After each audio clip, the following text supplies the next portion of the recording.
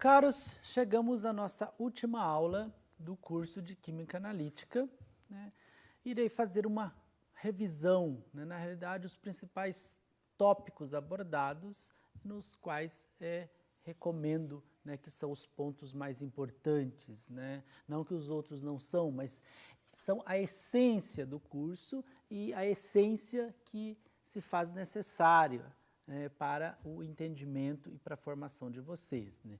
Um curso de Química Analítica, né, todo ele teórico, né, embora nós discutimos, né, algumas práticas, aspectos práticos, né, da separação de ânions e cátions, como eu mencionei para vocês, mas eu coloquei, né, roteiros para vocês ter noção de como é feito na prática, né, mas aqueles roteiros não quer dizer que ninguém vai ter aula de laboratório, mas para ter o conhecimento de como né, que se faz na aula prática, né? Bom, então, vamos fazer um apanhado em termos de métodos, né? Nós discutimos os chamados métodos de via úmida, ou os métodos clássicos, e os métodos baseados em propriedades físicas, algumas químicas, né?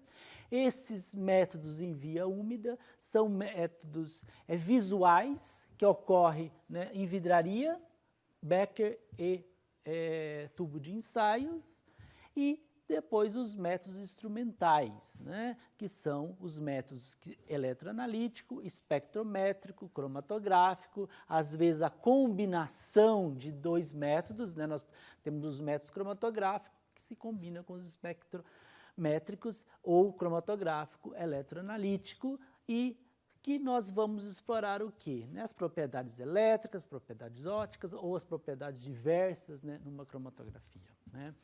Bom, então aqui está, vamos dizer assim, o raio-x da química analítica, né?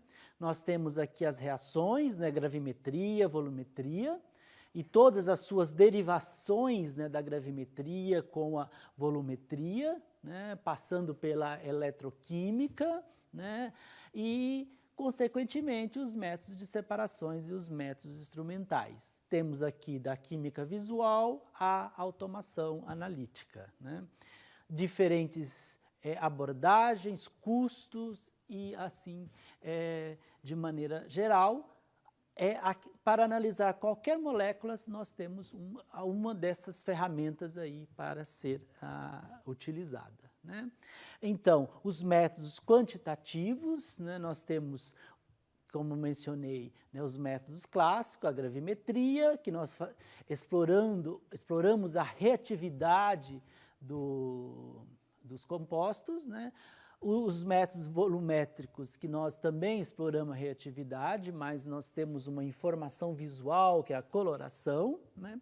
Esses métodos considerados clássicos também já é possível ele ser totalmente automatizado. Então, quando a gente fala em automação, né, os métodos de via úmida também podem ser automatizados e são, né? Os métodos eletroanalíticos, né, com a sua beleza, com a sua riqueza de informação, né, que é com as suas transferências de elétron entre as espécies, né, e os métodos espectroscópicos e similares, né, que vão explorar as propriedades, né, da luz. Então, a gravimetria, né, com toda a sua beleza química, né, ele é a parte da química analítica que é possível a gente ver como acontece, né?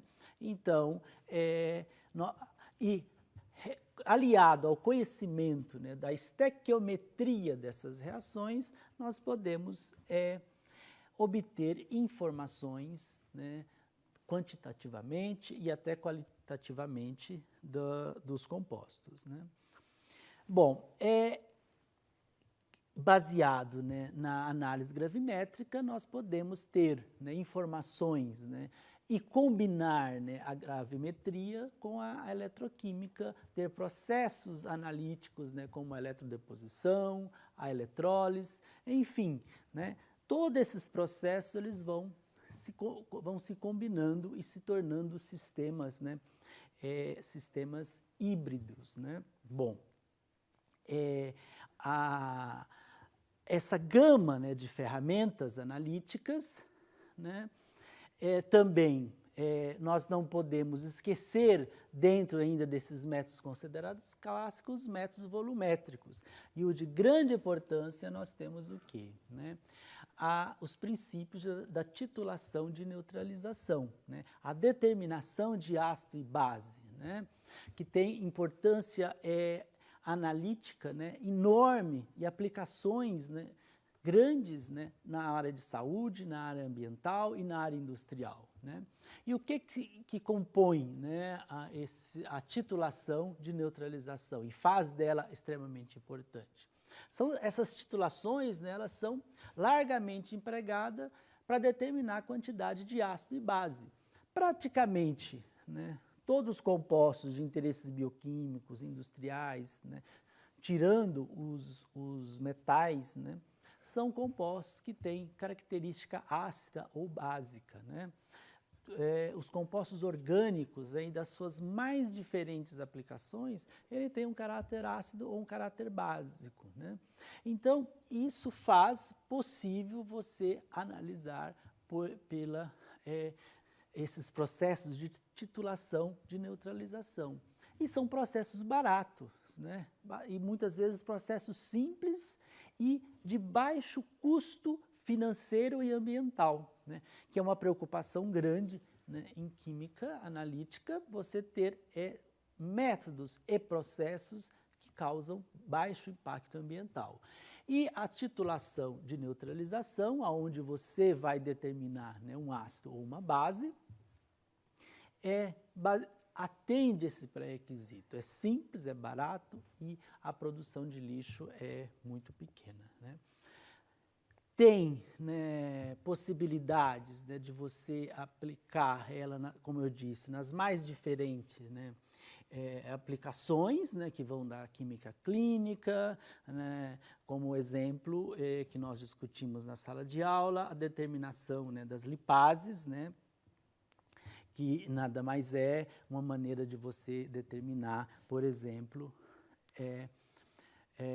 a relação, né, de triglicérides no organismo. Né? Você vai pegar, né, esse processo hoje é todo automatizado, existe, né, um sistema automático de você fazer essas reações em laboratórios de biomédicas. Então, você deixa essa reação ocorrer por um certo tempo, o ácido gráfico é liberado, né, e titulado com hidróxido empregando fenolftaleína, né, que como indicador, né, ou um pH-metro que você vai determinar o valor de pH. Né. Lembrando, né, que em volumetria, né, nós essencialmente temos a necessidade de usar os indicadores, né, ou utilizamos um pH-metro, mas é muito comum a gente utilizar os indicadores. Até em certos sistemas automatizados, o indicador faz o quê? Uma mudança de cor, né, visual bastante significativa, e isso vai mudar o quê? Lembra que quando nós discutimos espectrofotometria, quando as cores, né, têm comprimentos de onda específico, e quando você tem essa mudança de cor, você vai ter, né, uma variação na absorção e, consequentemente, você vai ter uma resposta, né, e essa intensidade dessa variação, ela vai estar relacionada com a concentração que você tem nesse meio. Né? Como eu disse, esse processo de triglicéridos, da determinação, né, dos níveis de triglicéridos que está relacionado, né, com a atividade enzimática da lipase, é totalmente automatizado, né, do ponto de vista de análise clínica. Né? Então, os indicadores das titulações ácido-base se faz necessário, né, para ter nesse ponto de viragem, para que a partir do ponto de viragem, nós vamos determinar o volume gasto do titulante, né, que é uma solução padrão com concentrações muito bem definidas, e assim nós vamos conseguir determinar a quantidade do nosso analito, né, a sua concentração desse analito, né? Através do ponto de equivalência, né, que o indicador vai fornecer, né?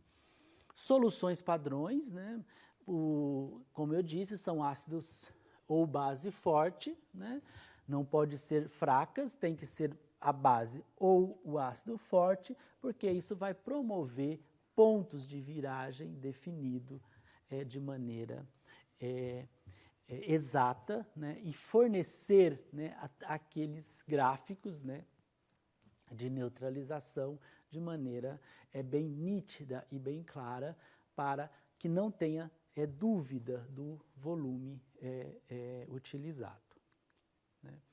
Os métodos espectroscópicos, né, são ferramentas analíticas aonde, né, nós temos o quê? O espectro de energia, né, em diferentes processos. Cada processo vai ter, né, a sua quantidade de energia e também a sua forma espectral. Então, a forma espectral, ela passa a ser a identidade do composto. As técnicas espectroscópicas, né, a óptica é a mais conhecida, né, mas temos várias outras técnicas, fluorescência, Raman, UV, visível, ultravioleta e assim por diante, né? São técnicas que nós temos o quê? Como princípio a luz, né? A luz absorvida, ou a luz emitida, ou a luz que floresce, né? Então, essas propriedades, né, a luz, é de extrema importância na química analítica. Então, esses conceitos, vocês trabalhar, revisar esses conceitos, né, isso vai dar uma informação, uma formação geral de vocês como licenciados em química que vão ser, do que é a importância, né, da química analítica como ciência e como na formação, né, de vocês como licenciado em química. Bom, temos a espectrometria de massas, que é uma técnica, né, que trabalha com espectro, mas não com o espectro da luz, e sim com o espectro de massa ionizado. Essa, aonde ele vai estar no seu estado, né, de vapor, né, estado gasoso, a molécula é vaporizada e ionizada, ou positivamente ou negativamente, quer dizer, protonar ou desprotonar, né? Então, essa ferramenta determina, né, a relação massa-carga, como nós vimos na aula, e se vocês forem consultar o material, tem mais detalhes, né, os materiais que estão, né, na seção de apoio, né, e onde nós vamos monitorar íons, né? Além de monitorar íons, é uma ferramenta que vai permitir, né, as informações do ponto de vista estrutural de moléculas, o que faz, né, da espectrometria de massas uma das técnicas de maior utilização, né, para compostos aí de origem orgânica, né, orgânica sintética ou orgânica do ponto de vista bioquímico, né? A espectrometria óptica, que nós já discutimos, né? Aqui, ela vale a pena ser bem revisada devido à sua utilidade. Se um dia, né, vocês forem fazer um experimento em um laboratório, é impossível não ter que usar um espectrômetro, né, ou um espectrofotômetro óptico, que é onde são ferramentas essenciais na determinação, né, de concentração, né, ou na composição de espectro, né?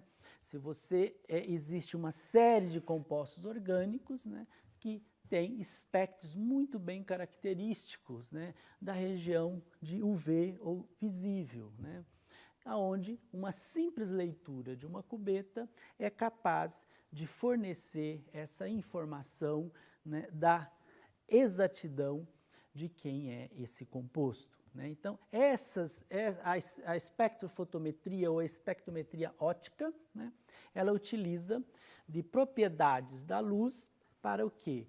Para nós obtermos informações analíticas tanto do ponto de vista quantitativo como qualitativo. Qualitativo, o formato do espectro, a banda espectral, né? E quantitativo, a intensidade desse espectro vai estar, né, relacionado pela equação, pela lei de Beer, né? Ela vai estar facilmente determinada do ponto de vista de concentração. Então, como atividade extra ou como recomendação, né, para sintetizar todo esse conteúdo que nós discutimos ao longo dessas 27 aulas, né, consulte todo o material que está, a cada aula tem um material disponível, né, na seção de apoio do curso. E, claro, se tiver alguma dúvida mais específica, mande e-mail para o professor que eu responderei para vocês com o maior prazer.